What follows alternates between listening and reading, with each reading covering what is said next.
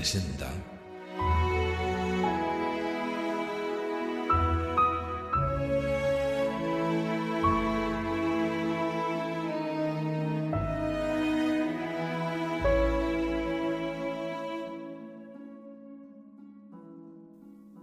Anne-Eliza y Evelina Banner, las protagonistas de esta novela corta, regentan una modesta mercería en un barrio humilde de Nueva York. Un día, con motivo de su cumpleaños, Anne-Eliza le regala a su hermana un reloj.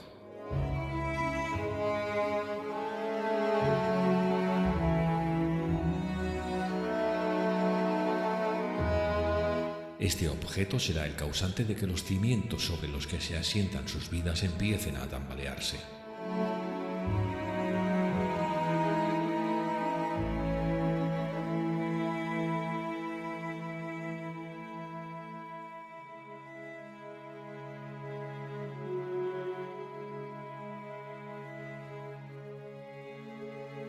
Narrado por la voz de Miguel Libars. Primera parte. Capítulo 1. En los días en que el tráfico de Nueva York avanzaba al ritmo de los languidecientes coches de caballos, en que la buena sociedad aplaudía a Christine Nilsson en la Academia de Música y disfrutaba de los atardeceres de la escuela del río Hudson que colgaban en las paredes de la Academia Nacional de Diseño, había una discreta tienda de un solo escaparate, conocida estrecha y favorablemente por la población femenina del vecindario que limitaba con la plaza Stuyvesant. Se trataba de una tienda muy pequeña en un destartalado semisótano de una calle tranquila ya condenada a la decadencia, a tenor del carácter misceláneo de lo expuesto detrás del cristal y de la parquedad del cartel que lo coronaba, un mero Hermanas Banner en borrosas letras de oro sobre un fondo negro. Para un no iniciado habría sido difícil adivinar la naturaleza exacta del negocio que se desarrollaba en el interior, aunque eso carecía prácticamente de importancia, puesto que su fama era tan puramente local que las clientas de cuya existencia dependía conocían de forma casi congénita y exacta cuál era el surtido de artículos de los que disponía el establecimiento de las hermanas Banner.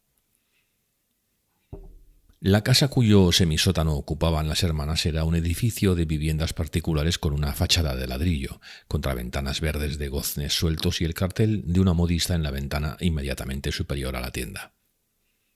A cada lado de sus humildes 3 pisos se alzaban edificios más altos de fachadas de piedra marrón, agrietada y desconchada, balcones de hierro forjado y franjas de césped que asediaban los gatos detrás de unas verjas torcidas.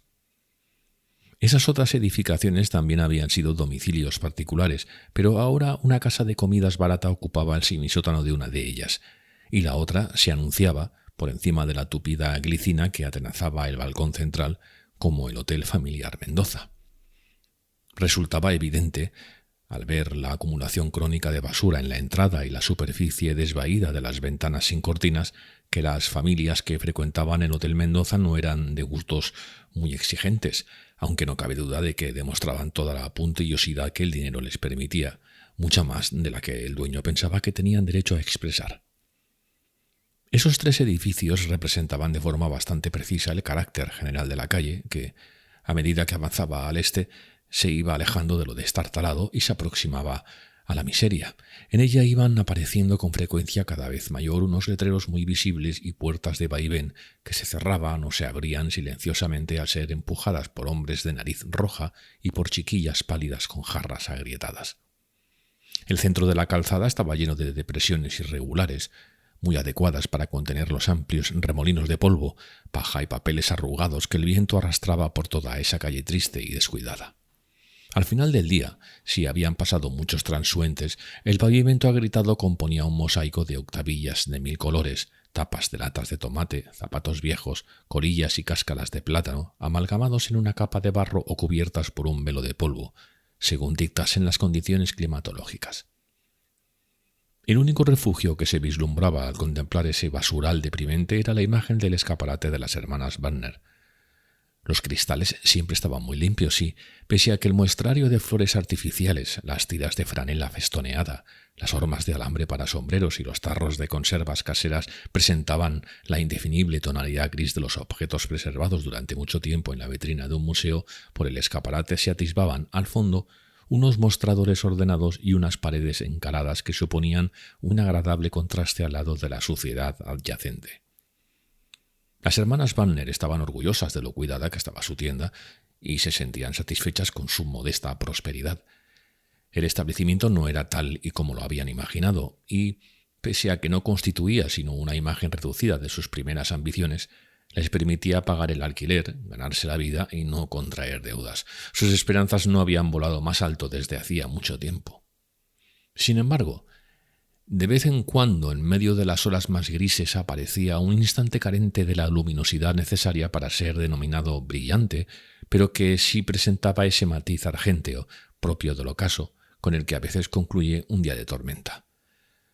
Ann Eliza, la mayor de la tienda, se hallaba precisamente disfrutando con serenidad de uno de esos momentos en una tarde de enero, sentada en la trastienda que ella y su hermana Evelina utilizaban como dormitorio, cocina y salón. En el comercio se habían bajado las persianas, los mostradores se habían despejado y los artículos del escaparate se habían cubierto con una sábana vieja y fina, pero la puerta no se cerraría hasta que regresara Evelina, que había llevado un paquete al tintorero. En esa trastienda una tetera burbujeaba en el fogón. Ann Eliza había colocado un mantel en un extremo de la mesa que ocupaba el centro de la estancia y cerca de la lámpara de costura con tulipa verde había dispuesto 2 tazas, 2 platillos, un cuenco de azúcar y una porción de bizcocho. El resto de la estancia se hallaba sumido en una penumbra verdosa que velaba discretamente el contorno de una anticuada cama de caoba coronada por la cromolitografía de una muchacha en camisón que se agarraba, con ojos elocuentemente vueltos hacia el cielo, a un peñasco que unas letras historiadas identificaban como la roca de la eternidad. Delante de las ventanas, sin persianas, se recortaban las siluetas de 2 mecedoras y de una máquina de coser. Ann Eliza, cuyo rostro menudo y normalmente angustiado mostraba una serenidad infrecuente y cuyos mechones de cabello pálido sobre las sienes venosas brillaban con fuerza a la luz de la lámpara, se había sentado delante de la mesa y empaquetaba, con su acostumbrada y torpe parsimonia, un objeto abultado y envuelto en papel. De tanto en tanto, mientras luchaba con el cordel, que era demasiado corto, le parecía oír el ruido de la puerta de la tienda y se detenía para descubrir si había llegado su hermana. Como no llegaba nadie, se colocaba bien las gafas y se enzarzaba en una nueva contienda con el paquete. Para conmemorar algún acontecimiento de importancia evidente se había puesto el vestido de seda negra, teñido 2 veces y de costura triple. El paso del tiempo, pese a que había conferido a esa prenda una pátina digna de un bronce renacentista, también le había borrado las curvas que la figura prerrafaelita de la portadora le había podido dibujar en una época anterior. Pero esas líneas rígidas brindaban a la prenda un aire sacerdotal que parecía recalcar la importancia de la ocasión. Vista así, con ese sacramental vestido de seda negra, un volante de encaje en torno al cuello y sujeto con un broche de mosaico y el rostro sereno para que no desentonase con el atuendo, Ann Eliza parecía 10 años más joven que cuando se situaba detrás del mostrador en medio del fragor y de las tareas de la jornada. Su edad aproximada habría resultado tan difícil de aventurar como la de la seda negra, pues mostraba un aspecto tan gastado y tan brillante como su vestido. No obstante, un leve matiz rosáceo aún asomaba a sus mejillas, como el reflejo de una puesta de sol que a veces colorea el occidente mucho después de que haya terminado el día.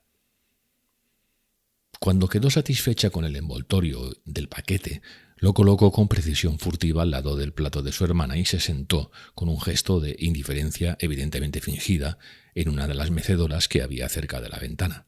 Al cabo de un instante se abrió la puerta de la tienda y entró Evelina. La menor de las hermanas Banner, algo más alta que la mayor, tenía una nariz más prominente, pero una boca y un mentón menos marcados. Todavía se permitía la frivolidad de ondularse el cabello pálido y llevaba los apretados ricitos, tiesos como los cabellos de una estatua asiria, aplastados bajo un velo moteado que le terminaba en la punta de la nariz enrojecida por el frío. Con la fina chaqueta y la falda de cachemira negra que vestía, presentaba un aspecto singularmente ajado y marchito, pero no parecía imposible que, en circunstancias más felices, aún pudiera irradiar una relativa juventud. ¡Caramba! —¡Ann Eliza! —exclamó con una voz frágil y caracterizada por un tono de inquietud crónica. —¿Se puede saber por qué te has puesto tu mejor vestido de seda? Esta se había puesto en pie con un rubor que no casaba bien con sus gafas de montura de acero. «Oh, Evelina, ¿y por qué no me lo iba a poner, si se puede saber? ¿Acaso no es tu cumpleaños, querida?» Extendió los brazos con la torpeza de las emociones habitualmente reprimidas. Evelina, que no parecía haber advertido el ademán, se descubrió la espalda estrecha. «¿Qué más da?», respondió menos enfurruñada. «Deberíamos olvidarnos de los cumpleaños. Ya nos cuesta bastante celebrar la Navidad». «No deberías decir eso. No nos va tan mal. Debes de estar cansada y tener frío. Siéntate mientras saco la tetera del fuego y ahí hierve». Obligó a Evelina a acercarse a la mesa y observó de reojo los movimientos exangües de su hermana mientras trasteaba con la tetera. Un instante después se produjo la exclamación que aguardaba. «¡Caramba, Aneliza!». Evelina se había quedado embelesada al ver el paquete que había junto a su plato. Ella, que estaba llenando trémulamente la tetera, levantó la mirada con un fingido gesto de sorpresa. «¡Por Dios! Evelina, ¿qué sucede?». La hermana menor había deshecho el nudo con rapidez y había sacado del envoltorio un redondo reloj de níquel de los que costaban $1.75. «¡Ay, Aneliza! ¿Por qué lo has hecho?». Dejó el reloj. Las hermanas intercambiaron unas miradas nerviosas desde los dos lados de la mesa. «¿Acaso no es tu cumpleaños?», repuso la mayor. «Sí, pero... ¿Y acaso no has tenido que acercarte a la plaza todas las mañanas y hiciera el tiempo que hiciera para ver qué hora era desde que el julio pasado tuvimos que vender el reloj de nuestra madre? ¿Acaso no ha sido así, Evelina?». «Sí, pero...». «No hay pero que valga. Siempre hemos querido un reloj y ya lo tenemos. No hay que darle más vueltas. ¿No es precioso?», dijo la tetera en el fogón, se inclinó sobre el hombro de su hermana y pasó la mano con satisfacción por el borde circular del reloj. «¡Qué fuerte suena el segundero! Tenía miedo de que lo oyeras al entrar». «No, no me he fijado», murmuró Evelina. «Bueno, ¿y no te alegras?», le preguntó con un leve tono de reproche. Esa reprimenda carecía de acritud, pues ella sabía que la aparente indiferencia de Evelina denotaba unos escrúpulos no expresados. «Me alegro mucho, hermana, pero no deberías haberlo comprado. Nos podríamos haber pasado sin él». «Evelina Banner, tómate el té y no rechistes. Ya soy mayor para saber lo que debo y lo que no debo hacer. Vamos, digo yo». «Eres muy buena, Aneliza, pero sé que has renunciado a algo que te hacía falta para regalarme el reloj». «¿Y a mí qué me hace falta? Vamos a ver, ¿no tengo un espléndido vestido de seda?», repuso ella con una risa que rebosaba placer y nerviosismo. Le sirvió el té a su hermana, añadió leche condensada de una jarra y le cortó el trozo más grande de bizcocho. Después acercó su silla a la mesa. Las dos mujeres comieron en silencio durante unos instantes antes de que Evelina volviera a hablar. «El reloj es una maravilla, y no digo que no nos resulte muy práctico tenerlo, pero me espanta pensar lo mucho que te debe de haber costado». «Pues no», respondió Aneliza. «Ha sido una ganga, si quieres saberlo. Lo he pagado con el dinero de un encargo extraordinario que le cosí a máquina la otra noche a la señora Hawkins». «¿La canastilla del bebé?». «Sí, lo sabía. Me habías prometido que con ese dinero te ibas a comprar unos zapatos nuevos». «Ya, y si no los quiero, ¿qué? He remendado los viejos y han quedado como nuevos. Por amor de Dios, Evelina Banner, si sigues haciéndome preguntas me vas a quitar la ilusión». «De acuerdo, me callo», repuso la hermana menor. Continuaron comiendo sin decirse nada más.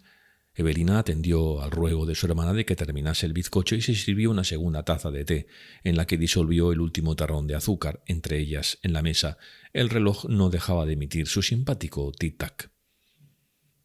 «¿Dónde lo has comprado?», inquirió Evelina, fascinada.